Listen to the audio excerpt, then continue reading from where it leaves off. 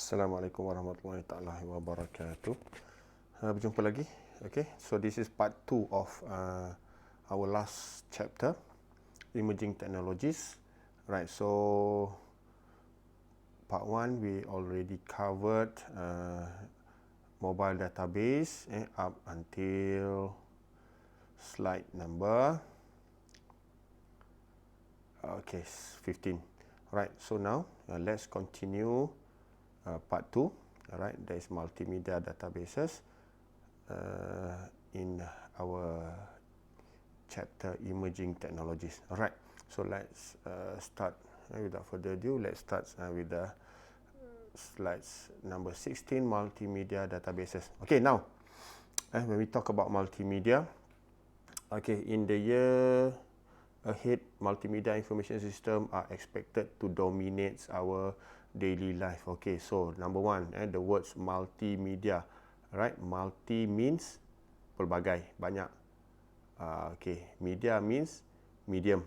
Alright, so in this case, multimedia means banyak medium. So, right, in our application now, we are using many mediums, like for example, sounds, picture, graphics, animations, and so on, text, and so on. So this is what we call as a medium, and we use this in our daily lives. So for example, YouTube. So YouTube, we can hear the voice, and we can see the picture, we can see the animations, right, and so on. We can read the text, and so on. Okay, so our houses will be wired for bandwidth to handle interactive multimedia applications. Okay, now it's happened. It's quite common. Our high definition TV computer workstation will have access to large number of databases, including digital libraries, image, video databases, and will distribute vast amounts of multi-source multimedia content. Okay, like I mentioned earlier. Okay, this is the best examples. YouTube's. Right, YouTube's. So YouTube's is nowadays very common to us, to our children, to our brothers, siblings, and so on. And okay, database DBMS have been constantly adding to the types of data they support.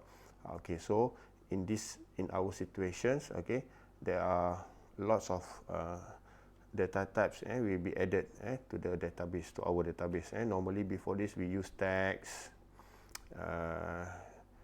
character, dates, and so on. Okay, so after this maybe they use another data type that can be supports in our daily usage. Okay, and then for today, many types of multimedia data are available in current system. Okay, so there's a lot of things. Okay, there's a lot of database and multimedia types. Okay, so what is data media types? Okay, let's look into our next slides. Okay, so please take notes for the multimedia database. Okay, the types of multimedia, please make sure make it star and so on. Okay, this is quite a popular information for quite popular for our Q&A, and also for our test, for your test, and also for assessment. Okay, so number one, okay, text. Okay, so we can know text is may formatted or unformatted for ease of passing structured document, standard like HTML, and versions such as HTML, and also. Okay, number two is graphics. Okay, example include drawings, illustrations, and also that are encoded using some descriptive standard. Okay, we will talk about these types of multimedia or elements in the next subject, ITS 408. Okay, so we will talk later about this. Okay, the next one is image, including drawing, photograph, so forth. So in the standard format such as bitmap, JPEG, and so on. Okay, so this is for the image. Okay, next. Okay, so we have 1, 2, 3, text, graphics, and also image. The next one is animation. Alright, animations, temporal sequence of image or graphics. Okay, so previously dulu-dulu lah, kalau kita tengok cara nak buat kartun, biasanya dia akan gunakan animation. So dia ada banyak image, and the image is in sequence. Okay, so that's what we call as animation. So that's why kalau sekalipun cerita-cerita tu dia panggil animation, dia panggil animation, cerita kartun, cerita whatever it is.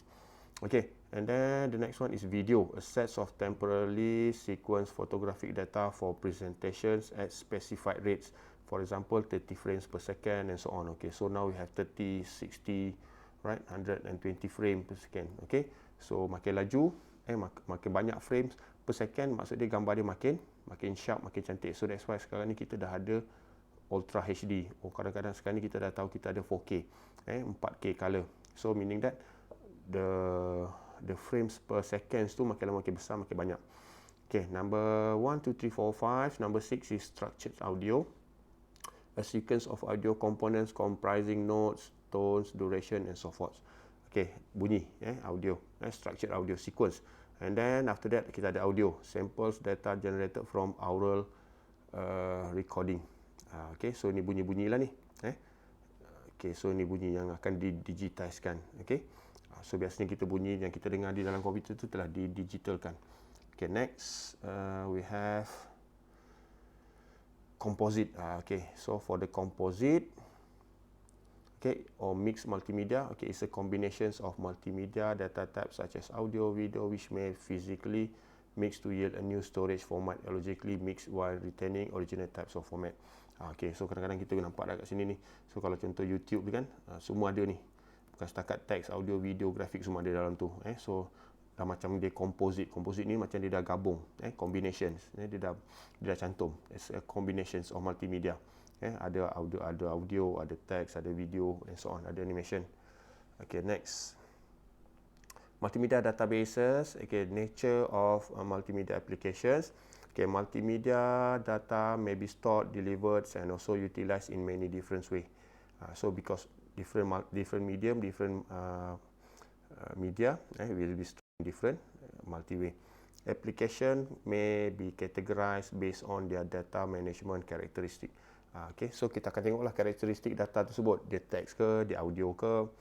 So kita akan simpan dia ataupun kita categorize dia based on the data management characteristic. Okay, next. Multimedia databases. Okay, characteristics of applications based on their data management characteristic. Okay, number 1 is repository. Okay, apa maksud repository? Repository ni tempat penyimpanan. Repository applications. Okay, a large amounts of multimedia data as well as metadata is stored. Okay, kita akan simpan kat sini. For retrieval purposes. Okay, so repository is tempat mana nak simpan. Okay, senang cerita. Before this kita ada data warehouse. Data warehouse kita ada satu lagi data mart. Okay, contoh. Before this, so itu tempat-tempat kita nak simpan lah. Dia panggil repository. Okay, example include repository of satellite image. Kat mana kita nak simpan ni? Okay, ada tempat-tempat tertentu. Okay, number 2, presentations application. A large amount of application involve delivery of multimedia data subject to temporal constraint. Simple multimedia viewing of data, for example, requires a system to simulate VCR-like functionality. Okay, so macam mana kita nak buat representations of the data? Because sekarang ni, if let's say we talk about multimedia, they use lots of media, so kita nak kena present in different form dan sebagainya. So how kita nak delivery the multimedia data subject and so on. Okay, kita kena fikirlah benda-benda macam ni. Okay, so this is the characteristic. Okay, next. Collaborative. Okay, collaborative works using multimedia information. This is a new category of application in which engineer may execute a complex design task by merging drawing, fitting subject to design constraint, generating new documentations and so forth. Maksud dia digabung. Collaborative ni digabung semua kerja-kerja dalam tu. Okay, nak mergekan drawing, nak mergekan design dan sebagainya. So that's why sekarang ni design bukan kita boleh tengok dekat kertas saja. Sometimes design tu dia dah ada 3D, dia dah ada video, dia dah ada audio, ada teks, mungkin audio sekali, dan sebagainya. Okay, intelligence, healthcare network as well as telemedicine will involve doctor collaborating among themselves, analyzing multimedia patient data and information in real time is generated. Okay, contoh-contoh banyaklah sekarang ni, macam kita boleh buat scan, kan? So kalau kita dah boleh buat yang 3D scan dan sebagainya, so kat situ ada gambar, ada image, ada audio, ada sebagainya. So that's why doktor boleh buat analyze, they can analyze the patients. Okay, next. Data management issues. Multimedia applications dealing with thousands of image, document, audio and video segments and free text data depends critically on. So dekat sini isu dia adalah dia akan deal with thousands of image, different media dan sebagainya. So macam mana kita nak handle these situations? Appropriate modeling of structures and content data. Kita kena ada satu modeling yang bagus.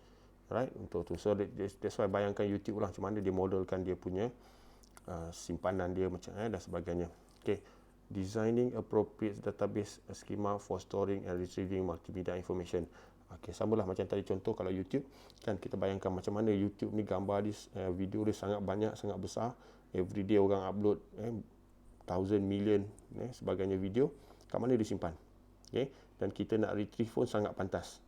Kan, bila kita nak search, kita nak tengok dan sebagainya sangat pantas. So this is what we call as a data management issue. So how kita nak handle this kind of issue, especially in multimedia. Next, data management issue number 1. Multimedia information system are very complex and embrace a large sets of issue. That's why kenapa very complex? Sebab dia multimedia, digabung macam-macam media. Yang pertama, modeling. Of course, modeling dia kena kompleks. Kita kena faham macam mana nak modelkan dia. Audio, video, design, image dan sebagainya. Design. Number 2. Conceptual, logical, physical design of multimedia has not been addressed fully. Dan kita dah belajar benda ni. Conceptual, logical, physical design. Gunakan ERD. Tapi kita simpan dalam bentuk teks. Teks pun simpan dalam table.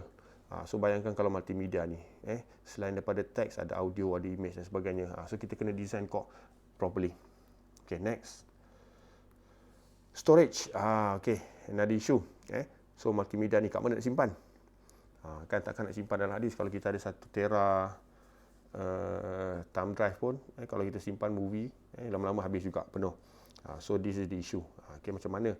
Kalau kita bayangkan YouTube, Google, Yahoo, kat mana dia simpan data-data ni, hari-hari, everyday, rutin orang akan upload, download data dan sebagainya. So kita kena fikir perkara ni. Satu model, satu design, satu storage. Next. Data management issues. Still lagi data management issues. Queries and also retrieval. Database, a way of retrieving information is based on query language and also internal index structure. So macam mana kita nak handle the query tadi ni? Takkan nak gunakan SQL kot? Pun mungkin boleh. Tapi SQL kan, yang dah sebut tadi, dia more kepada table. Sebab tu tadi ada satu perkataan yang saya introduce, no SQL. So sometimes no SQL ialah yang boleh handle benda-benda ni. Queries and also retrieval. So banyak lagi benda nak kena belajar lah ni secara teknikal untuk hari ni. For today, saya just mention secara umum saja. Performance. Alright. Next is performance. Multimedia application involve only documents and also text. Performance constraints are subjectively determined by the user. Application involve video playbacks, audio video synchronization, physical limitation and also dominated. Just sebutlah. So that's why kalau macam kita bayangkan YouTube, kalau network kita sangat slow, maksudnya kita akan nampak video yang very low quality ataupun very low resolution. Resolution maksudnya gambar dia tak cantik lah, tak HD, tak terang dan sebagainya. So this is based on the performance. Next.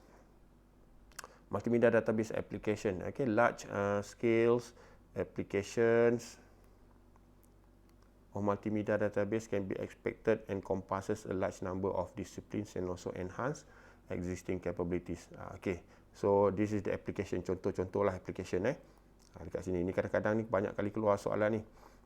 Documents and record management, knowledge disseminations, education and training, marketing, advertising, retailing and so on, and also real-time control monitoring.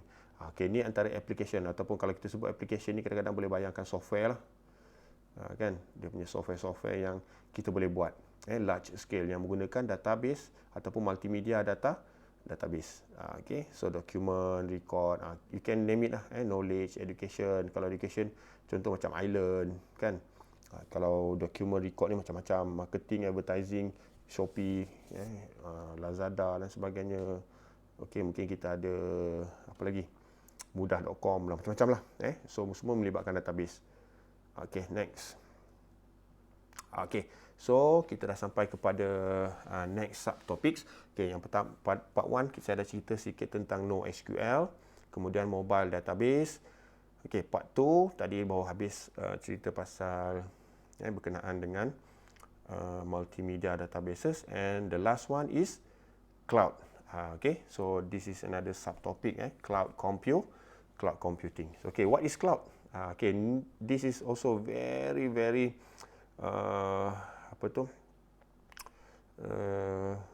information yang sangat sangat simple lah, sangat ringkas. Saya tak nak share yang kita tak perlu cerita yang terlalu detail. Okay, sebab cloud ni pun dah sekarang ni dah tengah boom lah. Maksud dia sekarang ni orang semua akan gunakan cloud.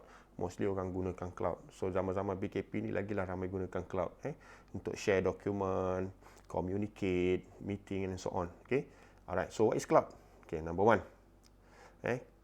The cloud is internet-based computing whereby shared resources, software and also information are provided to computer and other devices on demand. Pay per use. Okay, so that's why kita nak share apa tadi? Kita share dokumen, kita share apa-apalah macam-macam software dan sebagainya. Contoh yang paling dekat kita boleh gunakan Google Drive. Google Drive is one of the examples. So that's why kalau ikutkan pada awal-awal wujudan cloud ni, the emerging of the clouds ni, digunakan pay per use. Apa maksud pay per use? Kita nak guna, kita bayar. Okay, kita nak guna, kita bayar. Tapi sekarang ni kebanyakannya dia bagi free, tapi bukanlah free 100%. Contoh kalau kita tengok dekat Google, kalau siapa perasan, once kita subscribe the account untuk Google, dia akan bagi kita 15 GB, 15 gig untuk storage secara percuma. Okay? Secara percuma. Tapi kalau kita nak guna lebih daripada 15 GB, subscribe lah. Bila subscribe, maksud dia kena bayar lah. Itu maksud dia. Okay? So, itu konsep cloud sebenarnya. Asal-asal memang pay per use. Kita guna, kita bayar. Tapi biasanya dia akan bagi free dululah. Certain amount, certain storage dan sebagainya untuk kita nak feel, look and feel, rasa, use and so on. Okay. Next, cost effective.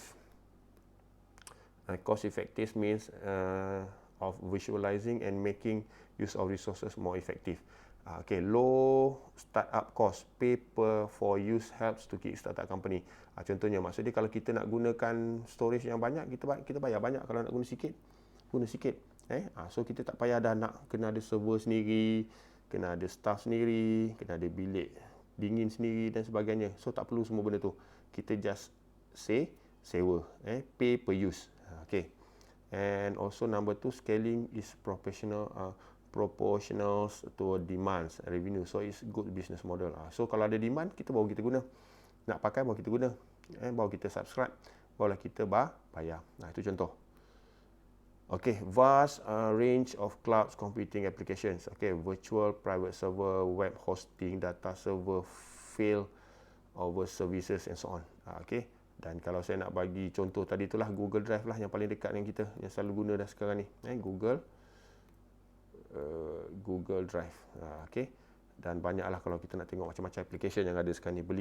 Beli notebook je, beli apa-apa. Kalau Dell pun, contoh Dell, dia ada Dell punya cloud. Kalau beli HP punya cloud. Semua ada dah. Semua ada cloud. Tapi kebanyakannya semua bagi free. Later kalau kita nak lebih, bayarlah. Okay. So that's why keyword dia tadi kat sini pay per use. Pada awal-awal kewujudan cloud ni. Okay, next. Okay, so this is cloud on the rise. So maksudnya kita tengok sekarang ni banyak contoh kegunaan cloud. Salah satunya kalau kita tengok kat sini big data, nampak tak ni? Big data ni pun dia tengah evolve lah ni. Dia tengah banyak sekarang ni, dia tengah naik meningkat ni. Dia dah peak sekarang ni big data ni. Okay, zaman-zaman PKP ni pun banyak gunakan big data. MySejahtera tu is actually one of the big data punya application. Sebab apa? Kita akan take care of semualah public satu Malaysia, citizen satu Malaysia. So kita akan gunakan big data, dan kat sini kita nampak ada cloud and so on, macam-macam ni. Okay, next. Okay, basic cloud characteristics. Okay, contoh dia yang pertama yang quite simple dekat sini disebut the no need to know. Apa the no need to know? Cuba kita bayangkan cloud, tengok dekat atas ada awan, tapi awan tu ada tak tali, kita tambat dia. Kita cakap dengan cloud tu, okey, kau jangan pergi mana-mana, kau duduk situ. Tak boleh. So maksud dia, kita tahu cloud tu ada, tapi kita tak sure dia dekat mana. Okey, itu contoh dia. So, ni maksud dia no need to know ni. No need to know. Contoh kalau kita tahu dah kita ada file, kita ada simpan file dekat Google Drive. Tapi kita tahu tak Google Drive tu duduk dekat mana? Malaysia ke? UK ke? Singapura ke? Dan sebagainya. Kita tak sure pun dan kita tak kisah pun. Kita tak kisah pun Google ni duduk dekat mana. Okey, sebab kita yang penting kita tahu file tu kita ada. File kita ada. Okey, kita punya file dokumen semua ada dan kita save dan kita tak payah kita tak payah kisahlah, no need to know lah. Yang penting kita bayar dan dia akan jaga kita punya security dan so on. Okay, so this is what we call as a no need to know in terms of underlying details of infrastructure, applications, dan sebagainya. So kita tak payah nak kisah dah, kan? Biarlah dia orang yang handle. Google, biar Google yang handle. Okay, number 2 is flexibility and also elasticity. Flexible. Maksud dia kita boleh pergi mana-mana pun. Kalau kita ada Google Drive ni kat Malaysia boleh akses, pergi UK boleh akses, balik kampung boleh akses dan sebagainya. So very flexible, elastic. Dengan syarat apa dia tadi ni? Bila kita talk about cloud ni mesti ada internet. Okay, so bayangkan tadi tu. Kalau kita nampak ada awan dekat atas tu, macam mana kita nak communicate dengan awan tu? So maksud dia kena ada satu saluran lah, satu communication network yang kena ada kat situ. So network dia kat situ adalah internet lah ni. So kalau kita nak access kita punya file dekat Google Drive, of course kita kena ada internet. Tak ada internet, sampai sudah kita tak boleh access file tersebut. Flexible macam mana pun kita tak boleh access. Okay, so that's number 2. Okay, number 3. Okay, the pay as much as used and needed. Ni maksud dia yang sama juga macam tadi tu lah. Kita nak guna, kita bayarlah. Kalau kita nak guna 10 gig, bayar 10 gig. Nak guna 100 gig, bayar 100 gig. So tak adalah kita membazir. Kan kalau kita buat server sendiri, kadang-kadang requirement minimum dia 50 gig. Contoh. Minimum requirement is 50 gigs. Jadi kita terpaksa bayar 50 gig. Tapi sebenarnya kita nak gunakan 10 gig je. Okay. Tapi kita terpaksa set up untuk 50 gig. Sebab itu paling minimum. Okay. Tapi kalau gunakan cloud, maybe kita akan pay as much as used and also needed. Okay. Ini contohlah antara contoh. And also always on, anywhere, any place. Okay. Dengan syarat tadi saya kata apa? Ada internet. Okay. Tak ada internet anytime, anywhere tu tak boleh nak cerita lah.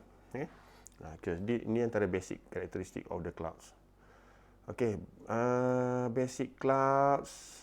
Number 3.3. Okay. Clouds are transparent.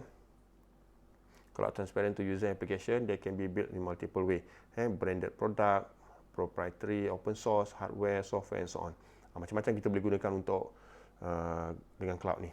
In general, they are based on cluster of PC server on the shelf component plus one source software combined with in-house applications and also system software. Okay. Alright. So kita dah tahu dah. Yang pertama tadi perkataan dekat sini adalah cluster. Okay. Cluster ni lah yang sekali lagi saya ulang. Big data. Okay. Bila big data biasanya dia akan store dalam bentuk cluster. Apa tadi kat sini? No SQL. Nak access dia kena gunakan something like this. Okay, next. Okay, so motivation example. Ini tak ada masalah sangatlah. So isu-isu yang biasa, yang simple. Kita boleh tengok online stocks dan sebagainya. Sekarang ni semua dah guna dah cloud ni. Jadi yang ni tak ada isu sangat. Okay, Forbes. Ni antara banyak lagi lah contoh-contoh. Saya rasa tak perlu cerita pasal ni lah. Sekarang ni application dah macam-macam. Okay, yang gunakan cloud dan sebagainya. Dan paling dekat kita Google lah. Kan Google Drive and so on yang selalu kita guna. Okay, next. Okay, cloud computing takes virtualization to the next steps. Okay, so apa dia maksud dia sekarang ni? Pun kita dah boleh nampak dah sekarang ni lah. You do not have to own hardware. Tak payah ada hardware. Hardware ni maksud dia apa? Server lah contohnya. Tapi kalau tak ada handphone, tak ada PC, tak ada laptop, tak guna juga. So maksud dia kita tak perlu set up satu server-server yang canggih-canggih. Tak payah. Kita hanya perlu sewa sahaja. Okay.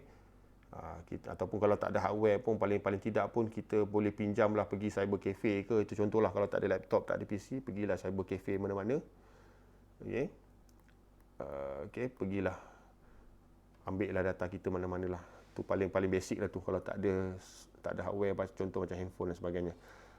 Okay, so they are public cloud. Banyaklah ni public So kat sini pada macam-macam lah. Saya selalu guna terms Google, Google Drive sebab dia paling dekat dengan kita ni. And a company can create a private one. Okay, dia boleh. Company sekarang ni banyak yang gunakan cloud untuk personal, private. So kenapa dia boleh control sendirilah. Tapi kalau kita guna Google, Google yang control. Kita kadang-kadang kita tak tahu apa Google buat. Macam disebut tadi lah, no need to know. Okay, next. Okay, cost control. Okay, number one. Many system have a variable demands, batch processing, websites with peaks, startup with unknown demand dan sebagainya. Ini cost lah ni. So kita tak payah nak fikir sangat benda ni. Okay, number two, reduce risk. Sebab apa? Kita tak payah nak beli hardware. Ini dah cerita awal-awal tadi lah. No need to buy hardware until you need. Kalau kata dah berkembang, mungkin perlu in terms of security ke dan sebagainya, belilah. Tapi kalau untuk awal-awal startup tak perlu. Satu, kita jimat cost. Yang kedua, kita boleh reduce risk. Okay, next. Goal, business agility. Okay, so more than scalability, elasticity, changing the healthcare business. So sekarang ni kita dah nampak. Used to take 3 months to give department server cluster, then they would board. Sekarang ni kalau kita gunakan zaman-zaman ni, kita boleh buat dalam masa 5-6 minit, kita boleh trace balik. Contoh, macam MySejahtera dan sebagainya tu. So sekejap je kita boleh trace balik dokumen-dokumen ni. Okay, next. Okay, scaling back is important as a scaling up. So maksud dia kita,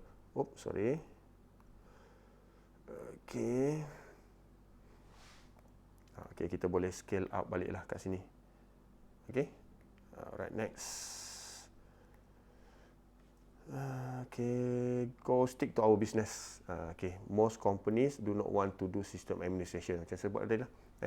Kita dah boleh sewa, kenapa kita nak kena set up sendiri? Nak kena ada pekerja sendiri, bilik sendiri, server sendiri and so on. Okay, but beware. Okay, dia kata apa? Do you really save much on system admin? Sebab apa? Siapa yang jaga nanti ni server kita ni? Maklumat kita nanti ni? Kalau Google lah yang tahu. Kalau dia nak open kita punya dokumen, kita punya file at any time lah. Tapi of course lah, akan ada rules and regulation dan sebagainya. Kan dia tak boleh just simply open kita punya. Ada privacy and so on. Itu kita cerita lain lah nanti. Okay, so you don't have the hardware but still need so still needs to manage the OS, operating system. Okay, next. Okay, this is the examples. Okay, apa yang kita boleh buat dengan cloud ni. Yang pertama, application. So there's a lot of application dekat sini. Contoh macam sekarang ni macam-macam lah. Kan, Waze, Food Panda tu semua tu cloud tu.